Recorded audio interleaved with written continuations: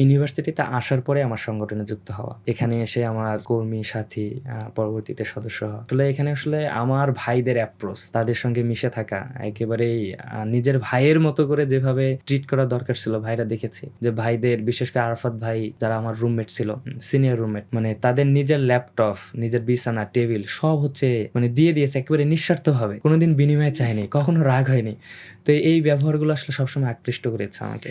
না এই যে এটাকে তো কেউ বলার চেষ্টা করে যেটা একটা ওয়েলফেয়ার পলিটিক্স, যে ছাত্রদেরকে বিভিন্নভাবে হেল্প করে, এটাকে অনেকে নেগেটিভ ভাবে দেখার চেষ্টা করে, দুর্বল ভাবে দেখে আর কি। এটা আপনার কি মনে হয়? আপনি তো এই ওয়েলফেয়ার পলিটিক্স এর শিকার আসলে।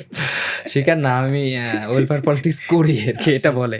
আসলে পলিটিক্স এটাই হওয়া উচিত, এটাই হওয়া উচিত। এটা পলিটিক্স প্রথমত হচ্ছে ভাইদের বিহেভিয়ার। আমরা যখন একজন ভাইদেরকে ছোট হোক বড় হোক সমবয়সী হোক আপনি বলে সম্বোধন করি, তো এটা হচ্ছে কিছু ব্যক্তির দৃষ্টিতে এটা খুবই দুর্বলতার পরিচয়, যে একটা সিনিয়র হয়ে আমি কেন আমার জুনিয়রকে আপনি বললাম।